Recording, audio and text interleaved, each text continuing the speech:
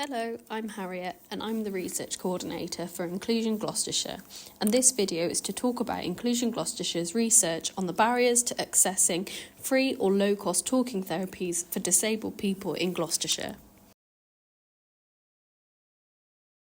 The need for this study arose as a result of Inclusion Gloucestershire's previous research from 2022, looking into the main concerns of disabled people in Gloucestershire. It was identified that 54% of people were concerned about accessing support for their mental health and well-being. Throughout the study, respondents reported a preference for one-to-one talking therapy over other types of mental health and well-being support.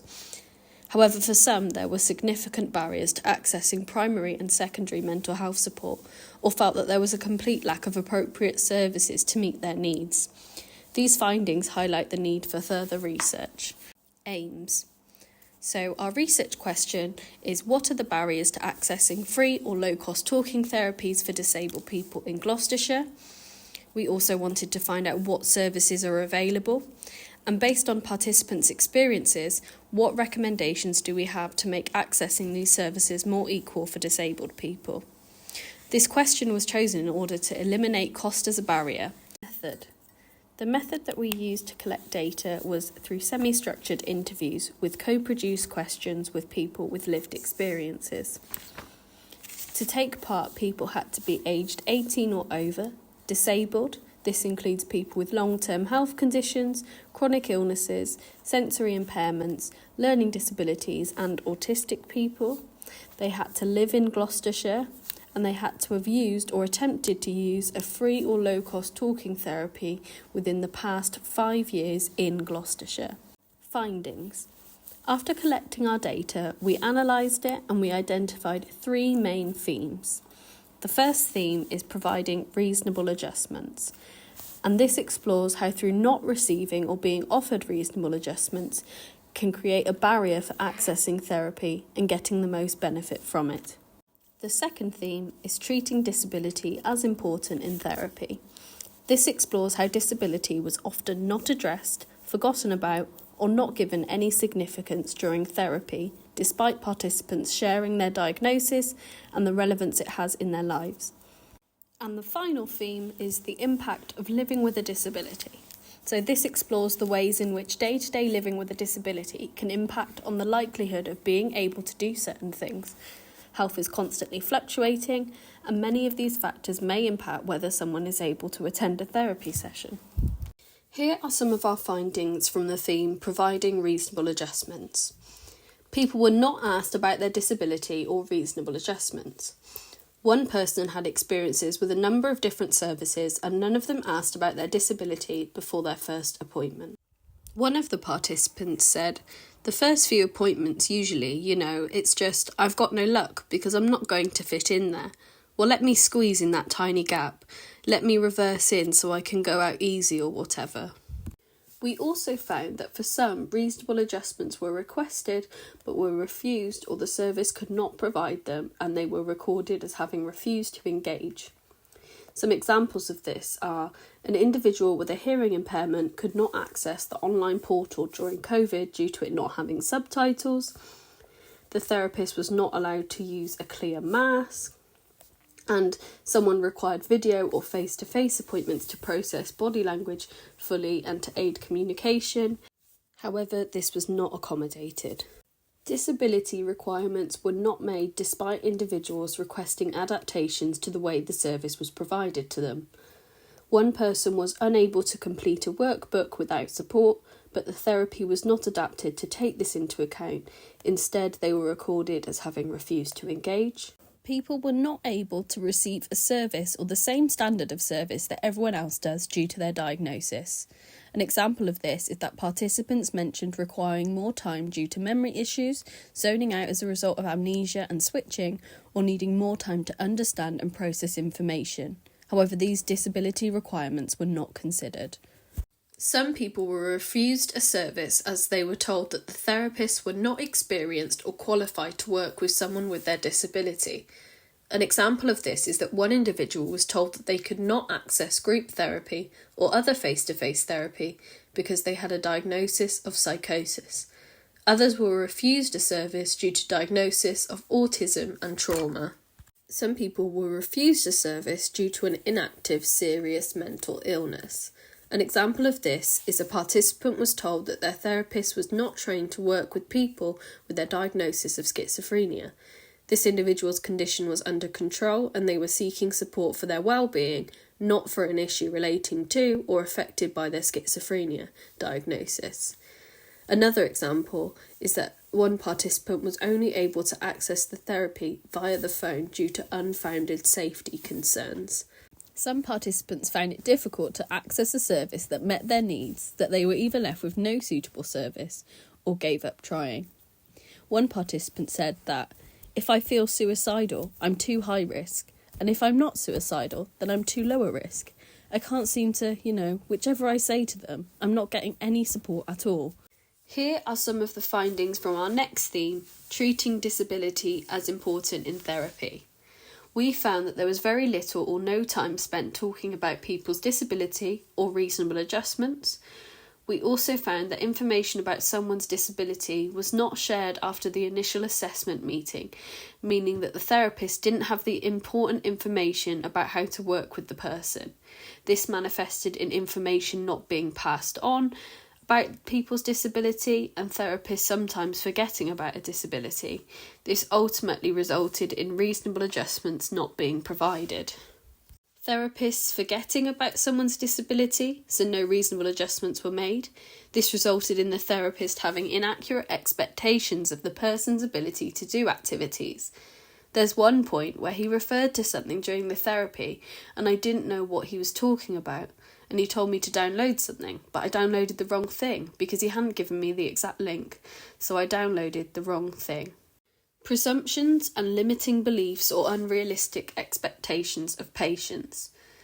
An example of this is a participant was refused group therapy due to the therapist presuming it wouldn't work due to their hearing impairment. Another example is a therapist believed someone had limited intellectual ability due to having a physical disability. And a quote from one of our participants is, "But the problem is, the real bad thing is, but sometimes they go, oh, they're physically disabled, so what are they going to do?" Here are some of our findings from the final theme, the impact of living with a disability. Therapists appeared to not believe the participants' experience of living with their condition, treating them as untrustworthy and refusing to engage with the therapy process. One person was refused therapy due to a lack of stability in their life because of being reliant on carers. And another participant shared one of their experiences here, and they said, "It's ridiculous. I've been told, oh, you're not engaging. It's because I can't physically get there, or I get migraines. Sometimes when I get a migraine, I can't see, so I can't travel. It's like you have to kind of prove that. Oh no, I do have this issue as well." Inability to accommodate transport barriers. There are limited and expensive transport options which made attending sessions impossible or extremely stressful. An individual told us that they had to spend a considerable time during their assessment very strongly advocating for having therapy on the phone or online. However, the assessor wasn't aware how prohibitively expensive a wheelchair accessible taxi is and how scarce they are, and that this was the individual's only option for travel. There are often very limited options for power wheelchair accessible taxis too, and they are often booked up for school travel. Here is a quote from one of our participants.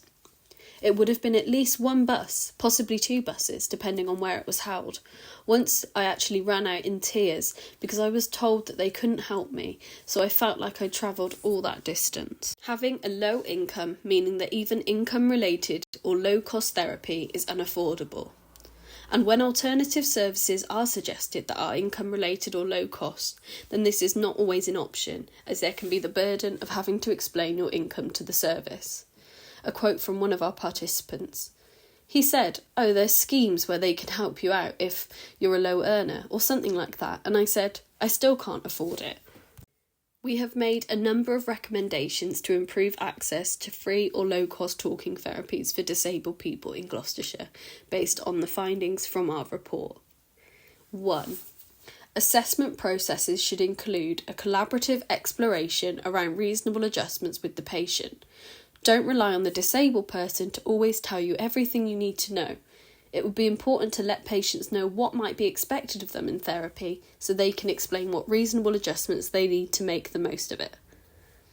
2. Ensure reasonable adjustments are recorded and shared with anyone providing the service as a priority. Treat them as a necessary part of providing a service to disabled people rather than an add-on or a preference. 3. Ensure that alternative ways of delivering therapy are possible, such as online, in groups or face-to-face. 4. Do not include appointments missed due to disability or health-related reasons in 3 strikes and you're out rules. 5. Complete a risk assessment with the patient if there is a valid reason to believe there may be a risk in delivering face-to-face therapy. Ensure that controls are put in place to minimise any risk. Don't refuse to provide a service based on a diagnosis. 6. Provide clear, accessible information on websites and other promotional material about how your service is accessible to disabled people. This will make them feel reassured about the service they can receive and that they will be welcomed.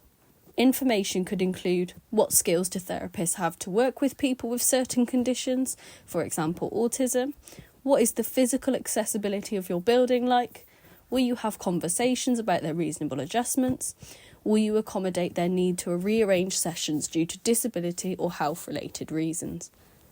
7. Provide information about your service, referral forms and workbooks in alternative formats, for example audio versions and easy read. 8. Improve understanding and confidence in providing a service to disabled people.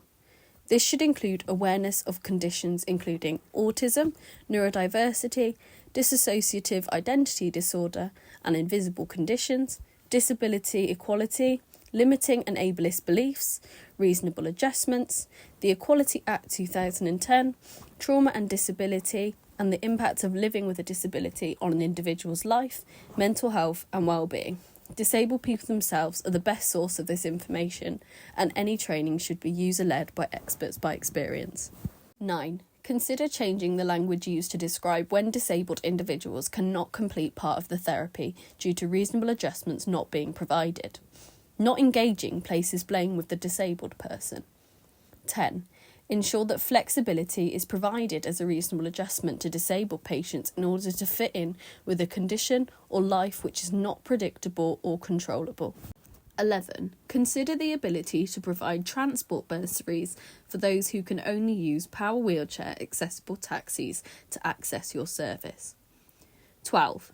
Ask disabled people about the impact of travel barriers on their ability to attend and engage with therapy and provide reasonable adjustments to accommodate this, such as appointments coinciding with transport availability, options for closer venues, or online appointments if transport provides too many challenges. 13.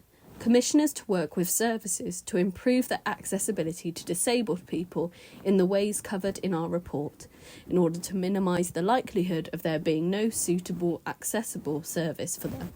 How we can help. As a disabled people's user-led organisation, we are in a position to support talking therapy providers to make the changes we have suggested.